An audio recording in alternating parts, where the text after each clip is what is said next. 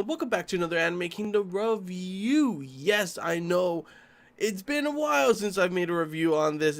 I think I've missed 2 episodes, and this episode right here is actually kind of late.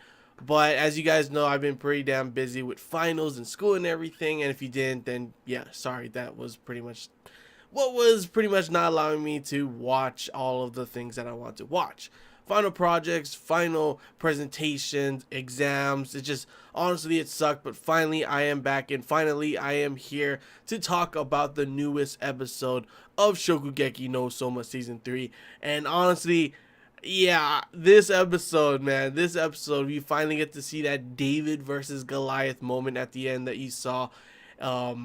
Come on, like, how can you not be hyped and excited to see a matchup between Soma, who of course is our main character, and we've seen countless times that he pretty much just does the impossible, but can he do it again against the person that we've seen in the, like, this past whole season as being pretty much a god, being pretty much untouchable? And of course, as you guys know, I am talking about Tsukasa. And literally, even from what we've seen in this, because we didn't really get to see Soma's part in this yet, him starting to cook. It was just at the very end that he decided, yeah, he doesn't want to, he's not suited to be his second in command, and pretty much he declares that he's going to win this. But before that, we see a bunch of the cooking from pretty much Tsukasa teaching the whole class, and of course, the start of their Shokugeki. And honestly, every single time Tsukasa cooks, it's mind-blowing on how amazing he actually really is, and how much of a standard he really does place up upon, who is the best in the school. And that's why I was so hyped up when this episode finally came out, because yeah, I've been talking about being hyped up for the countless things that we have seen so far, and unfortunately I couldn't talk about the Kurokiba going up against I forget what his name was, the central guy. Yeah, he ended up losing anyway because Kurokiba did win, and that was a pretty good battle as well. But this was the battle that I was really looking forward to watching in anime form, and that is of course, yeah, the Tsukasa versus Soma battle, the David versus Goliath. Will Soma be able to do what he's done so many times and do the impossible, or will Tsukasa beat him? And of course, yeah, the stakes are pretty damn high with the fact that if Soma could win, he gets the first seat, but if he loses, then he has to, work with Central, and has to be the second in command, pretty much, the supporting Tsukasa. And hey, you gotta admit, Tsukasa, telling him that he wants him as a support, that's a compliment. Tsukasa's really good, and he sees how, good Soma is, but obviously, he, is pretty damn selfish. It's pretty funny to see, actually, the different personalities that you see from Tsukasa. One moment, he's kind of just a blubbering mess. The next moment, he's super serious. And then he has these very selfish moments. Then he's like, oh my gosh, you're right. Like, it's so funny to see it just go all over the place. His character is always an interesting one to watch, honestly, because you never know, like, one moment when it's just kind of a casual kind of thing, he's just a funny character to watch overall. And then the next moment when it's like this serious moment with him either teaching, or with him in front of an audience about to cook, or with him going up against, obviously a Shokugeki against Soma. Yeah, it's like a totally different person. And that's why I always enjoy seeing these kind of Tsukasa moments, because he's one of those characters that you don't really, like, you may see him and you can kind of crack up at certain moments with him, but when it gets down to the cooking, yeah, it's gonna be pretty damn crazy. And you saw even the dang foodgasm we got in there with Hisako and Megumi. Thank you for that. Fan service was on point this episode once again. I have been enjoying the fan service, of course, with also the foodgasm that we got to see in this from Tsukasa's dish. Not even them trying it, just by sight and smell.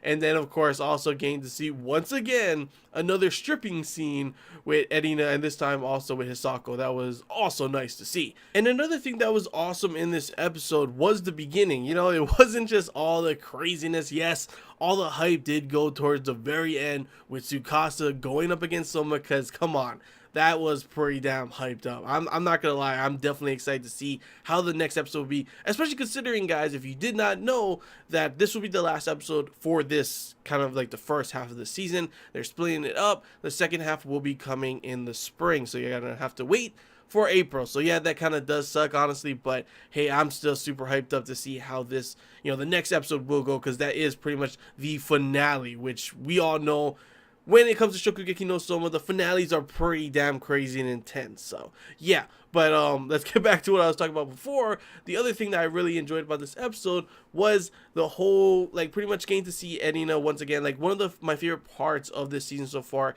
is, from the first and second season, we got to see, slowly Edina did change as well, but she's kind of always been kind of, high and mighty, better than everyone kind of person.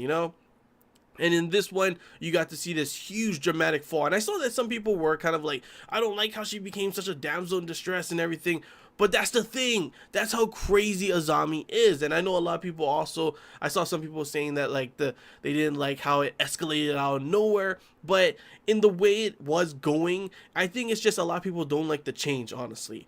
From where it went to, how it got to the season, yes, I can say that the escalation did get pretty damn crazy, but that's also what makes it exciting. Yes, you think that maybe, oh man, there goes all of, the tension and everything. It's all just jacked up. It's all boom, exploding in your face and everything. But trust me, if you think that was everything, everything's going, there's nothing that can bring it up any higher, you are wrong. It's gonna get better in some circumstances, with things getting even crazier.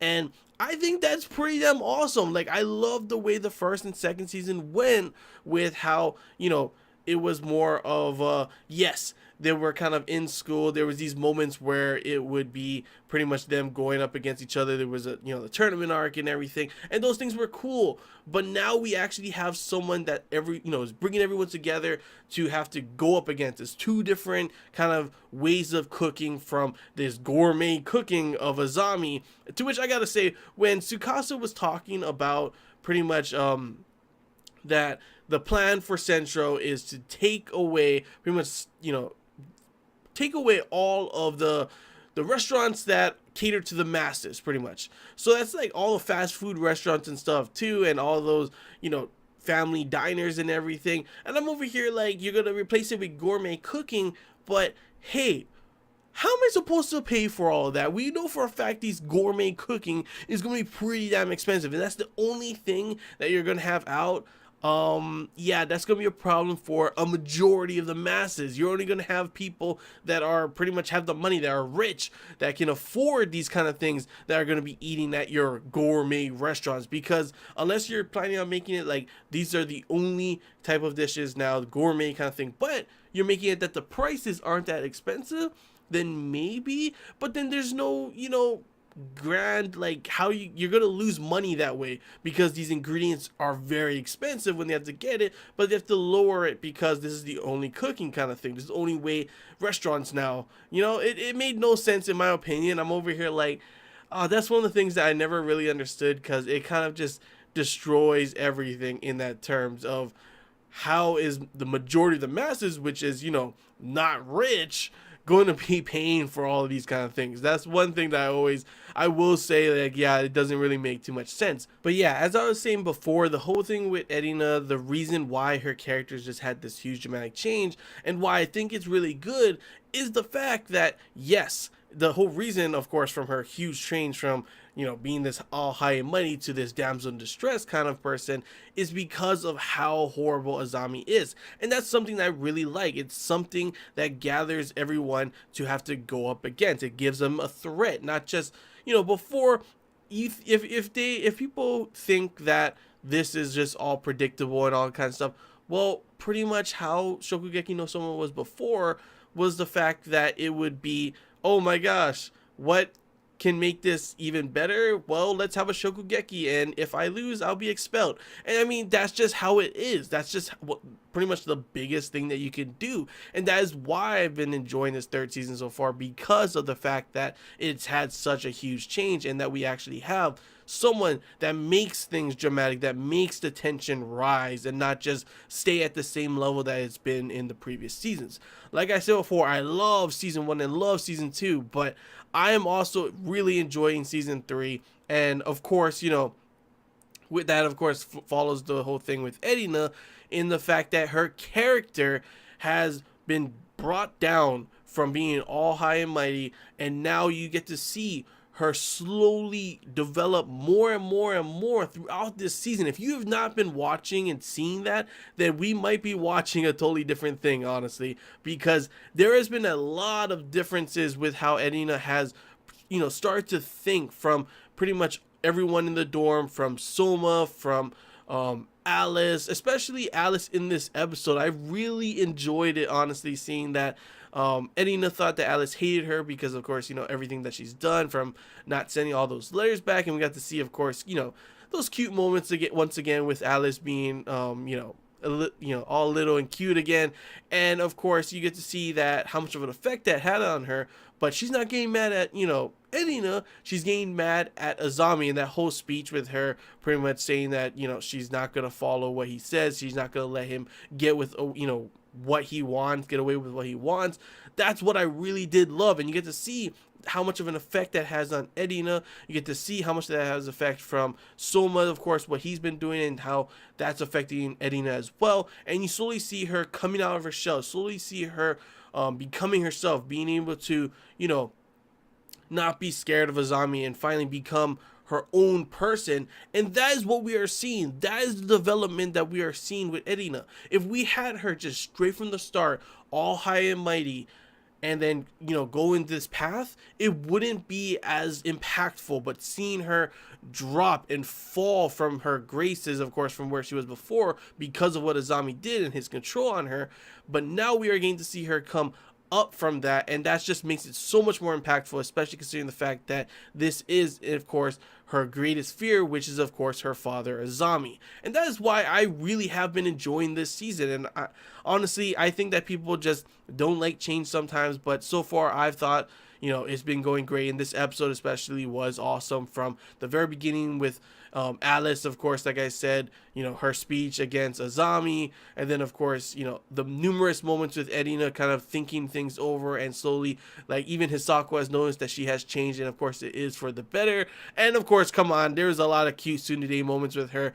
I love me some tsunderes, and Erina is definitely a tsundere, especially when it comes to Soma. And like you guys know, I ship them so damn hard and cannot wait to see more of that. But yeah, that's all I gotta say, guys. Hope you enjoyed this Anime Kingdom review. If you have any questions, feel free to comment below. If there's anything I missed and you want to talk about, comment below as well. And as always, if you did enjoy it, if you haven't already, feel free to subscribe for more content. As always, guys, I want to hear your guys' thoughts, good, bad, if you agree with me, if you disagree, whatever. It's always awesome to hear you guys' opinions as well, because like I always say, it's always interesting to see from a different point of view. Sometimes you may not always agree, but there are always things that you kind of look at and like, yeah, I can see what you mean. And it's always interesting to have a different perspective, and then it kind of changes your perspective as well. So yeah, feel free to comment below, and until next time, guys, see ya.